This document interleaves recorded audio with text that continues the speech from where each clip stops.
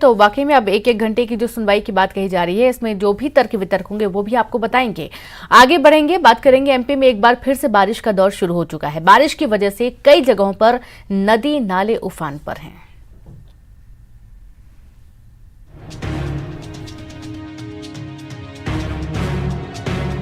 राजधानी भोपाल में लगातार बारिश की वजह से सड़कें सैलाब बन गई हैं। नर्मदापुरम रोड पर बने नए अंडर ब्रिज के पास सड़कें तालाब हो गई हैं, जिसकी वजह से वाहन चालकों को परेशानियों का सामना करना पड़ रहा है।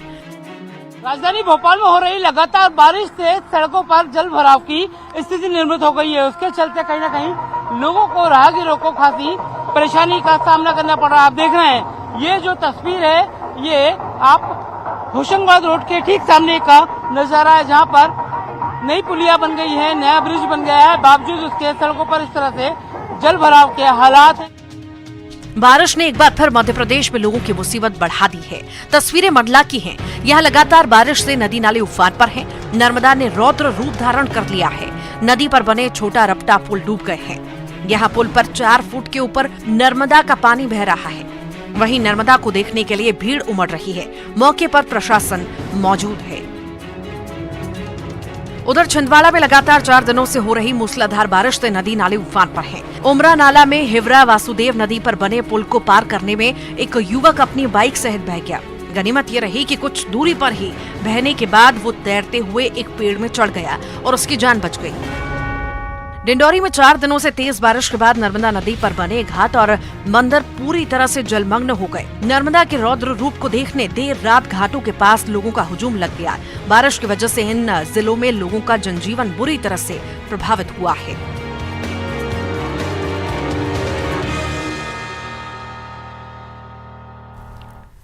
खरगोन जिले में ओमकारेश्वर बांध के 16 गेट खोलने के बाद बड़वा स्थित नर्मदा नदी का जलस्तर बढ़ने लगा है, जिसके चलते साईं मंदिर तक पानी पहुंच गया। पुलिस और प्रशासन अलर्ट मोड पर है। नावघाट खेड़ी से निचले स्तर की दुकानें खाली करा ली गई हैं। नर्मदा किनारे गोताखोर और पुलिस तैनात कर दी गई है। प्रशासन ने नावघाट खेड़ी सहित नर्मदा किनारे निचली बस्तियों और गांवों में मुनादी करा दी है।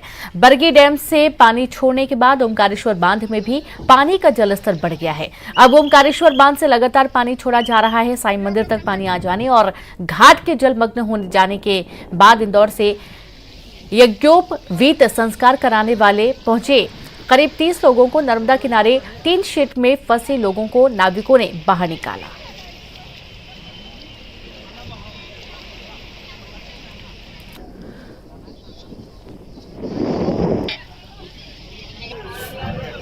तो नर्मदा का जलस्तर बढ़ा, प्रशासन अलर्ट हुआ और आप देखिए कि यहाँ पर तकरीबन 30 लोग फंस गए थे।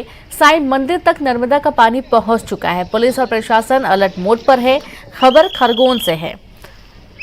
तो इस दौरान काफी दिक्कतें भी हुई। कुछ लोग यहाँ बीच मझधार में फंस भी गए थे। गोताखोर और पुलिस बल तैनात किया गया है।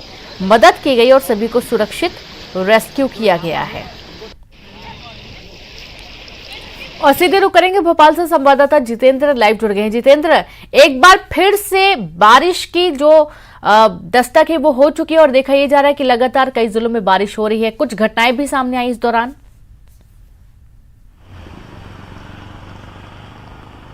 बिल्कुल रिनू, अगर बात करें तो पिछले 24 घंटे से ज्यादा का वक्त हो चुका है। लगातार बारिश हो रही है। राजधानी भोपाल भी पूरी तरह से तरबतर हो चुकी है।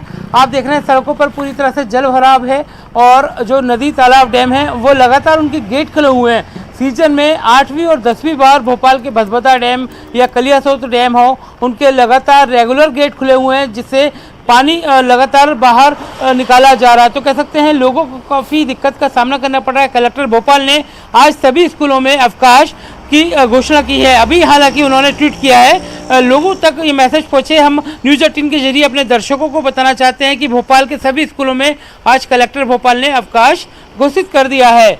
तो इन्हीं सारी बारिश को, तेज बारिश को लेकर निचली बस्तियों में जलभराव हो चुका है और जगह जगह काफ़ी दिक्कतों का सामना करना पड़ रहा है। रीनू, पूरे प्रदेश की बात करें तो सारे नदी तालाब डैम लबालब है। प्रशासन को अलर्ट रहने के मुस्तैद दिए गए, क्योंकि नर्मदा नदी का जलस्तर लगातार बढ़ रहा है। इस तरह आसपास के जो गांव हैं, नर्मदांचल जो है पूरा संभाग, वहाँ भी छुट्टी के आदेश दे दिए गए हैं। जी रीनू। जी बिल्कुल। और जैसे कि हम देख पा रहे हैं कि कुछ हादसे भी सामने आ रहे हैं।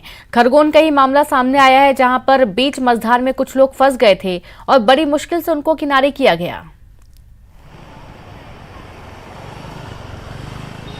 बिल्कुल लोग अभी भी अलर्ट नहीं हो पा रहे हैं। बारिश को लेकर लोग लगातार जो है सुविधा न मिलने के चलते पानी और पुलिया को पार कर रहे हैं, जिसके चलते कहीं ना कहीं हादसे सामने आ रहे हैं। लोगों की मजबूरी भी है कि उन्हें ज़रूरी काम से जाना पड़ रहा है। प्रशासन को भी हर ऐसे जिस नदी और तालाब पर जो पुल बने हुए जहाँ पर पानी ओवरफ्लो होकर जा रहा है, वहाँ पर मुस्तैदी से अलर्ट होकर लोगों को अलर्ट करना पड़ेगा ताकि लोग ऐसी जगह पर अपनी जान न गंवा पाएँ। रीनू जी बिल्कुल। जितेंद्र, अक्सर ये देखा जा रहा है कि बार बार ये समस्याएं खड़ी होती हैं कि पानी भरने लगता है, जल भराव होने लगता है, सड़कों में, गलियों में, कॉलोनियों में पानी भर जाता है, ड्रेनेज की व्यवस्था पूरी तरीके से नहीं की जा रही है। बार बार वही सवाल कि आखिरकार ये व्यवस्थाएं क्यों नहीं बन पा रही हैं? क्या इतना बड़ा काम है, इतना मुश्किल काम है पानी की निकासी कर पाना?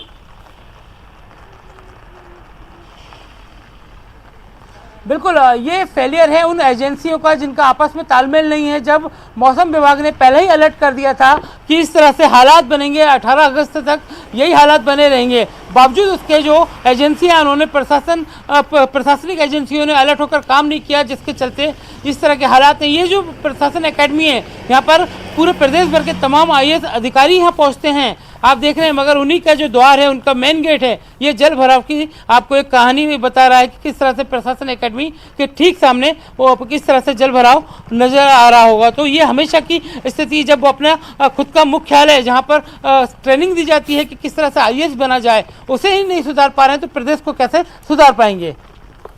शुक्रिया आपका, बहुत शुक्रिया आपका जितेंद्र, तमाम जानकारी के लिए। तो यह व्यवस्थाएं फिलहाल देखने को मिल रही हैं और स्कूलों की छुट्टी भी कर दी गई है।